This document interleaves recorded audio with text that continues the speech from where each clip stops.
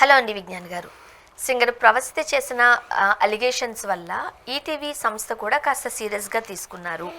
వాళ్ళ సంస్థలో నిర్వహించే ఈ పాడుతా తీగ ప్రోగ్రాంలో అసలు ఏం జరుగుతుంది, ప్రవస్తి చేసిన చాలా అలిగేషన్స్లో కనీసం 1-2 అయినా నిజమయ్యే అవకాశాలు ఉన్నాయా? సో ఈ రకంగా ఆలోచించి ప్రవస్తి చెప్పింది నిజమే అన్నట్టుగా ఒక నిర్ధారణకు వచ్చినట్టుగా కొన్ని వార్తలు, అసలు ఏం జరుగుతుంది ఏంటని ఫోకస్ పెట్టినట్టుగా, వాస్తవం అది? కనీసం నీకు లోకల్ కాకు లాంటి తెలుసా? తెలుసు. ఆ ముందు మైక్ పెడితే ఏమేమి మాట్లాడుతుంది, ఏది పడితే అది మాట్లాడుతుంది. ప్రతిదాన్ని సీరియస్గా తీసుకోవాల్సిన అవసరం లేదుగా. ఇది కూడా అంతే నా దృష్టిలో. ఇంకా చెప్పాలి అంటే ఈ పిల్లకి ఇమ్మెచ్యూర్డ్, సో ఏదో వాగింది అనుకుందాం. ఇప్పుడు తెర మీదకి వచ్చిన కొత్త పేర్లు ఏంటంటే శ్రీముఖి అండ్ మన మంగ్లీ పేర్లు వినబడుతున్నాయి. చాలామంది రాస్తున్నారు. ఎందుకు వీళ్ళ పేర్లు రాస్తున్నారంటే ఆ పిల్ల ఏదో చెప్పుకుంది, నాకు చాలా ధైర్యం అని చెప్పారు, నాకు వెన్నంటే ఉన్నారు, నాకు అక్కలాంటి వాళ్ళు, ఇలాంటి మాటలు వస్తే ఓహో నీ వెనకాల వీళ్ళు ఉన్నారా అనేసి రాసేవాళ్ళు రాస్తున్నారు. ఇప్పుడు ప్రవస్తి గారు 2 పేర్లు తీసారా? తీసింది. ఓకే, అంటే వాళ్ళే నన్ను ఉసగొలిపారు, వాళ్ళే నన్ను ఇలా చేశారని చెప్పడం కాదు. అది సపోర్ట్ చేశారనంటే ఆటోమేటిక్ గా రకరకాల మాటలు వస్తాయి. ఏమీ లేదనక మనకు నచ్చినట్టు మనం మాట్లాడుకునే రోజులు ఇవి. నీ అంతటి నువ్వే ఈ ఇష్యూ నడిచినప్పుడు ఒక 2 పేర్లు తీసేస్తే ఖచ్చితంగా వాళ్ళ మీద మనం ఆలోచించాల్సిందే. ఇక్కడ ఫర్ ఎగ్జాంపుల్ మంగ్లీ గురించి మాట్లాడుకుంటే, మంగ్లీ కూడా ఒక సింగింగ్ షోకి జడ్జిగా వెళ్ళింది. ఆ షో నేను చూడలా, బికాజ్ మంగ్లీకి జడ్జ్మెంట్ చేసే అర్హత లేదు, బికాజ్ తనకు సంగీతం తెలియదు కాబట్టి. గొంతు బాగుంది, మన కళ్ళ ముందే వచ్చింది కదా. ఇప్పుడు TV9లో అదే TV9 తీన్మార్ ఏదో చిన్న ప్రోగ్రాంలో వచ్చింది. అలా ఒక్కోసారి రేలా ఏదో పాట బాగుంది, అలా ఆ పిల్ల గొంతు నచ్చి పెట్టుకున్నారు. అఫ్ కోర్స్ ఎదిగింది కళ్ళ ముందే, కాదని అనలేము. కాకపోతే ఏంటంటే సంగీత నాలెడ్జ్ లేదు. అండ్ ఇట్లా ఎదిగిన వాళ్ళు చాలామంది ఉన్నారు. కొంతమందికి బేసిక్ ఇది లేదు. అట్లా అని వాళ్ళు బాగా పాడుతున్నారు కదా అని చెప్పి సింగింగ్ షోలకి నువ్వు జడ్జిగా పెడితే వాళ్ళు వీళ్ళకి నేర్పిలేరు. నువ్వు ఇది ఇలా పాడావు అలా పాడావు, you can't tell that. But అది జరిగింది. అలాంటివి జరిగేసరికి వామ్మో ఈ దారుణాలన్నీ చూడలేక మనం ఆ షోకి కొంచెం దూరంగా ఉంటాం. ఇప్పుడు స్మిత గారు సలహా ఇచ్చారు, శైలజ గారు సలహా ఇచ్చారు, సునీత గారు సలహా ఇచ్చారు అంటే అది వేరు. ఇంకొకటి ఎవరు పడితే వాళ్ళు సలహాలు ఇవ్వలేరు. సో అందుకని చెప్పేసి సరే, ఇప్పుడు ప్రవస్తి ఉంది కూడా, ఈవిడ కూడా సంగీతంలో 0 నాలెడ్జ్ పర్సనే. గొంతు బాగుంది కాబట్టి, చిన్నప్పుడు పాడింది కాబట్టి ఆ ఇదితో పిల్ల పెరిగిందని మళ్ళీ పిలిచారు. కానీ ఈ మధ్య కాలంలో వాళ్ళు సంగీతం నేర్చుకుంటూ ఉంటారు కదా, అటెండ్ అవుతూ. నువ్వు నేర్చుకోవడం వేరు, క్లాసెస్ అటెండ్ అవ్వడం వేరు, అది నీకు అబ్బడం వేరు. కాలేజీకి అందరూ వెళ్తారు, చదువు కూడా అబ్బాలిగా. స్కూల్కి అందరూ వెళ్తారు, చదువు కూడా అబ్బాలి. మరీ బాగా పాడదనేమి పాడరు. నాకైతే ఆమె ఆ పిల్ల గొంతు అయితే చెవులో విషయమే, నా పర్సనల్ ఒపీనియన్, నేను ఓపెన్ గా చెప్తున్నా. అవును, తన గొంతు కాస్త పేలగా ఉంటది, మనకు అనిపిస్తుంది. అలా అన్నట్లా అంటే లైక్ కొన్ని పాటలకి నాట్ లైక్ దట్ మా. పాటలు పాడడం వేరు, నువ్వు సింగర్ అవ్వడం వేరు. పాటలు పాడిన ప్రతి ఒక్కరు సింగర్ అవ్వలేరు కదా. ఇలా ఇప్పుడు ఈ పిల్ల కూడా సింగర్ అనలేం మనం, ఎందుకంటే కాంపిటీషన్ మధ్యలో నుంచే గెంటేశారు ఈ పిల్లని. నువ్వు ఇంకా పరిపూర్ణంగా సింగర్ అవ్వలా, కానీ ఏదో పాట పాడింది కదా అని సింగర్ ప్రవస్తి అని సంబోధిస్తున్నాం. ఫస్ట్ అది ఆపేయండి.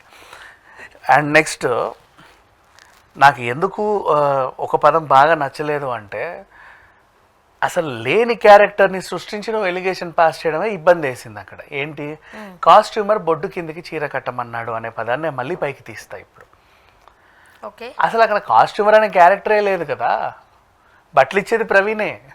అవును చెప్పారుగా తను కూడా.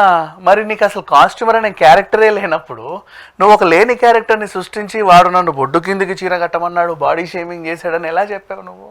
కానీ ఇక్కడ ఇంకొకటి కూడా, వేరే షోస్లో ఒకవేళ అట్లా రెడీ అయ్యి రమ్మన్నారు వచ్చారంటే మనం ఏదో అనుకోవచ్చు. కానీ ఎందుకంటే కొంతమంది కాస్త మోడర్న్గా, ఎందుకు దాన్ని ఎక్స్పోజింగ్గా మనం అనాలే, కానీ కాస్త మోడర్న్గా పాటకు తగ్గట్టు రెడీ అయ్యి రావడం మనం చూసాం. పాటకు తీగది కాదు.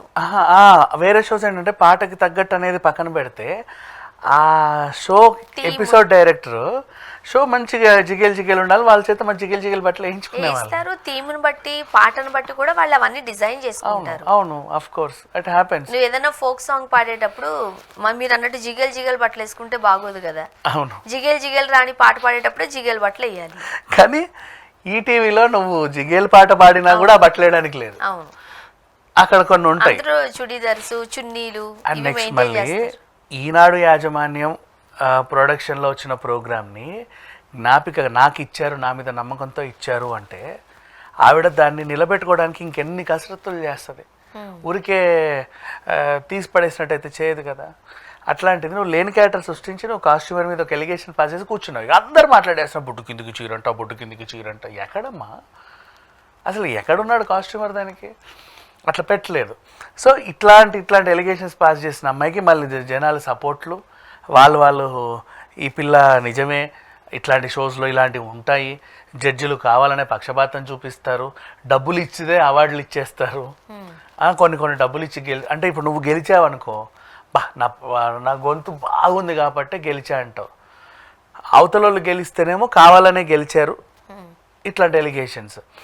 సో ఇప్పుడు విషయం ఏంటంటే ఏదో ఒకటి సరే పాస్ చేసింది ఎలిగేషన్, ఆ కప్పేది ఈమెకి ఇచ్చేయచ్చు కదమ్మా, ఎందుకు ఇచ్చే? ఏమైంది? సంబరపడుద్ది. నువ్వు కప్పు గెలిచినంత మాత్రాన నువ్వు విన్నర్ అని నీకు నువ్వు అనుకుంటే సరిపోయిందా? జనాలకు కూడా అనిపించాలి కదా. కానీ అలా ఇవ్వలేరు కదా. అలా బిగ్ బాస్లో ఇచ్చాంగా ఒకసారి, సీజన్ 2లో కౌశల్కి ఇవ్వలే.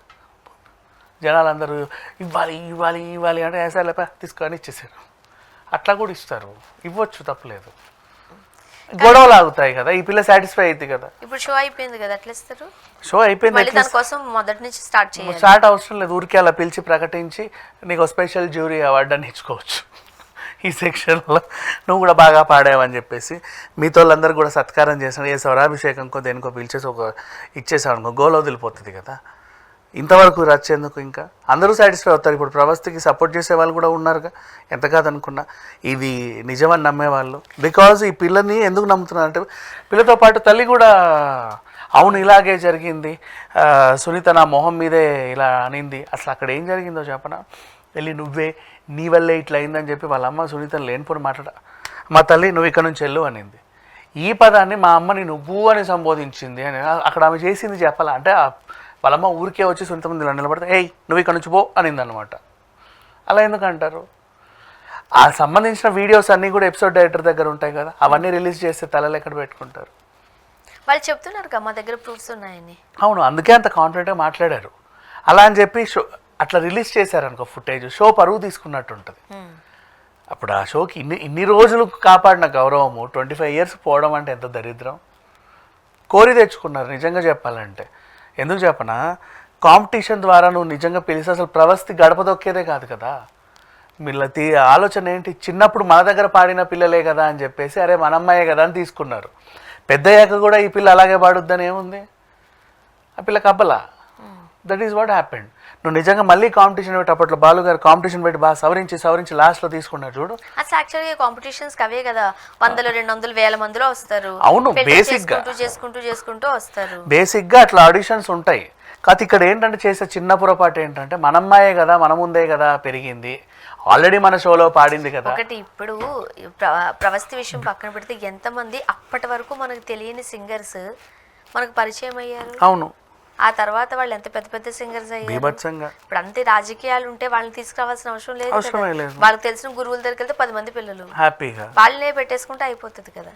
చూద్దాం ఇది ఎంతవరకు వెళ్తుందో. Thank you.